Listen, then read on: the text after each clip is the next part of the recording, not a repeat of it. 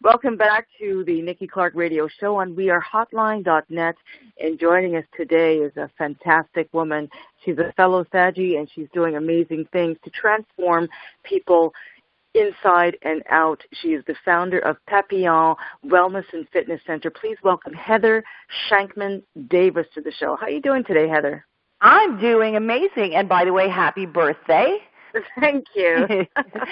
Awesome. And you had a birthday last week. You celebrated. How was that? We did. Yes, I turned 56. Yay! Oh my gosh, that is amazing. No, I turned 49. Oh, and, like I said, you're a baby. Thank you.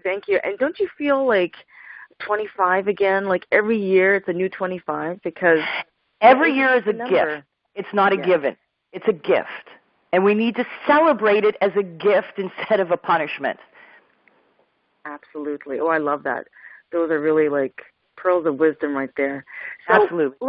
Let's hear about your background leading up to this amazing center that you have, and how did you get into fitness? What was your motivation? Well, it kind of morphed into fitness. I think basically as a youngster I was very athletic, but you don't focus on that. You're a kid. You just do your thing. Anyway, I would attribute most of where I am today is from a series of events and lessons. Now, I know I'm educated, and I have a great education. I have a social work background. I have a nutrition background, and I have an enormous amount of fitness background. But the truth is, I attribute where I am today from hardships and lessons and goals being met and goals not being met and events that have gone on in my life. And this really is why I'm here. Mm-hmm. I mean, my education is great. Obviously, I have to have an education, otherwise I can't fitness coach. But the truth is that through seeing different things, bad or good, you can have a choice. When something bad happens, you can let it affect you, or you can grow from it. And I chose to grow from it. I chose to open Papillion, and by the way, I don't necessarily have one center, and I'll get to that, but I chose to go out and help people become the best that they can be, the most authentic, mindful people when it comes to how they view themselves physically and emotionally. And that's really my background. My background is social work, fitness, and nutrition. Okay. Now, you say that part of leading up to this, epiphany that you had, and then creating Papillion, you had to go through some hardships. Yes, absolutely. And I think that's an amazing statement that you made. Is there something that you could pinpoint that you could say was, okay, this is what happened, and then that led me to this mindset? I think that it's going to sound a little corny, but there's truth to this. When I was a teenager, and I'm sure it happened, I'm fairly certain it happens now, it's probably worse now, a girl, growing up as a group of girls together, our goal, we had to be skinny. In my day, skinny was in. Mm-hmm. The only problem with that is it took me time to realize that we didn't feel important about who we were unless we were skinny. Everything had to do with how we looked. It's what qualified us. And that's a very sad thing, I want to tell you, because you're not going to stay that way forever. So when that leaves, who are you?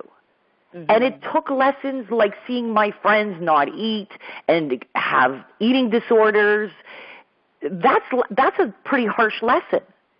Really, to see your friends really emotionally distraught over the fact that they have gained a pound, because if they do, oh my God, they're not important people. That's one lesson. And the other one was when my mom had cancer. I tried to help her get out and move and walk and juice. Unfortunately, she passed. But because of her, she was very important in me learning lessons and becoming a strong woman. She told me never to give up, no matter what happened. No matter what happens, you need to walk forward. You really do. And fitness, unfortunately, has taken a turn to aesthetics first, and that doesn't happen with me. It's more about being mindful and authentic and connected to who you are, opposed to looking like a model from a magazine. Yeah. Right. I think that's amazing, because we're we've gone through kind of the same kind of attitude in terms of growing up. We're not too far apart in age, and there was a lot of pressure. I went to a girls' school, and there was a lot of pressure to fit in certain jeans and to have a gap between your thighs. If they touched, then something was wrong with you, and there was this, amazing ideal that I could never live up to because of my body type. I was just always naturally thick. And then, the voices that I heard in my, my family was, you should watch what you eat. They'd grab my thigh and go, we can cut up a piece of this and fry it with the bacon, all lovingly. But this starts to chip away at your self-esteem.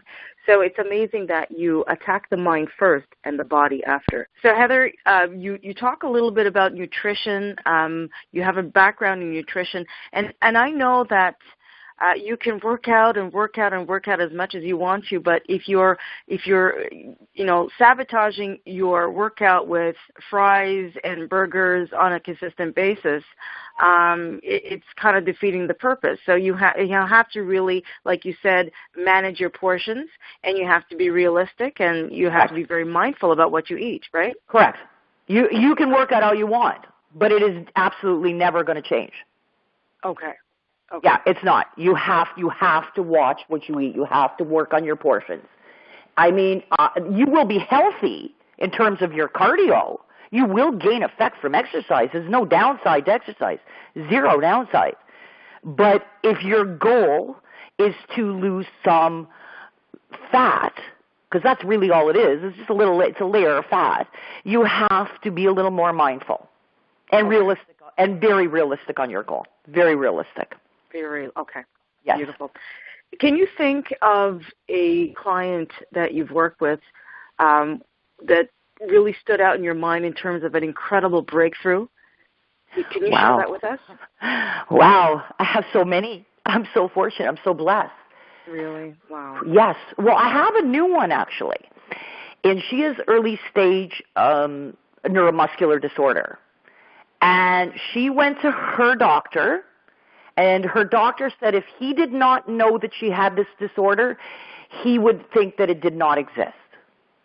Mm-hmm. That's how well she's done.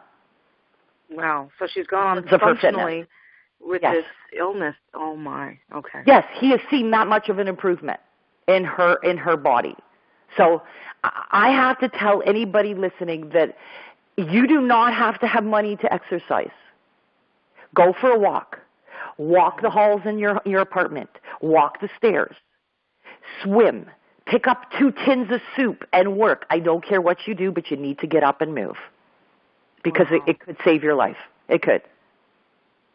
And there's some people who put limitations on themselves saying, I have to get into a gym in order to be healthy. But like you said, you could just walk. You could just go down the stairs in your condo.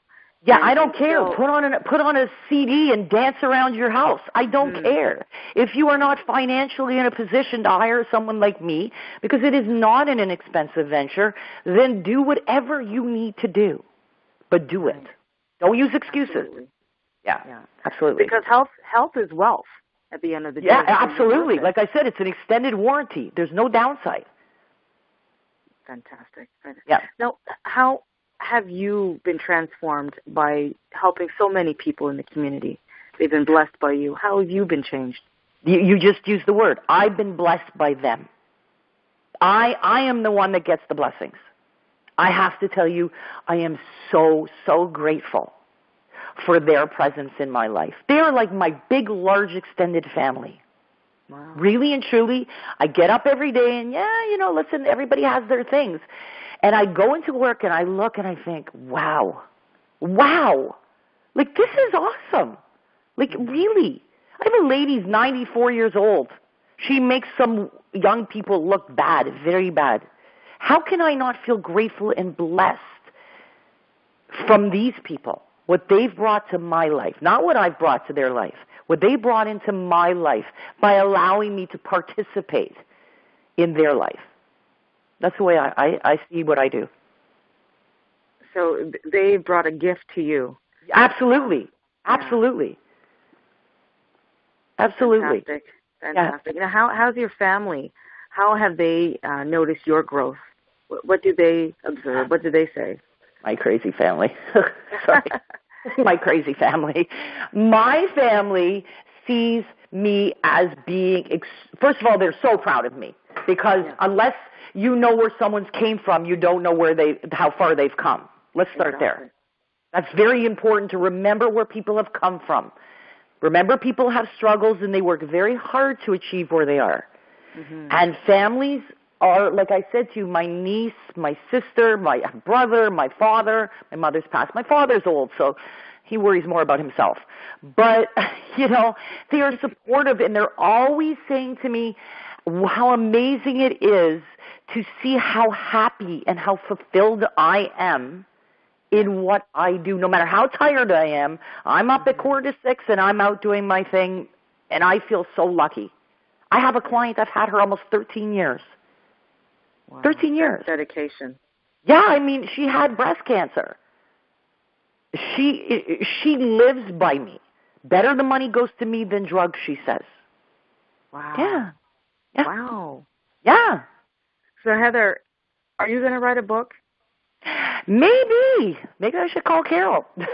I think that I have a lot to offer.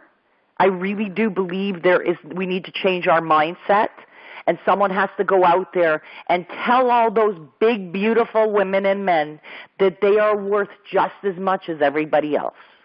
Right. Really and truly. And they need to change their mirror, first off. And it isn't about being skinny. It isn't about being perfect. You're never going to be Kim Kardashian unless you go get cosmetic surgery like she did. And you need to worry about how you feel and becoming authentic and mindful and present in your life. Absolutely. And that's what my fitness company does. I love it. I absolutely love it. And you hit it on the nail when you said, being healthy doesn't necessarily equate to a dress size.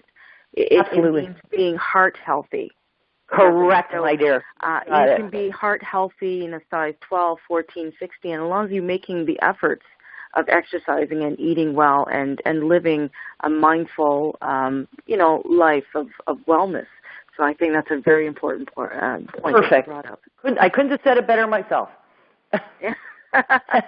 So it's been a blessing for me to speak with you today because you go through life and you sometimes you wonder, am I making the right choices and am I doing the right things for my own health? And hearing what you said about just being practical and realistic and not being so hard on yourself, that Absolutely. Has made a difference for me. So I really appreciate your taking the time and sharing with the listeners.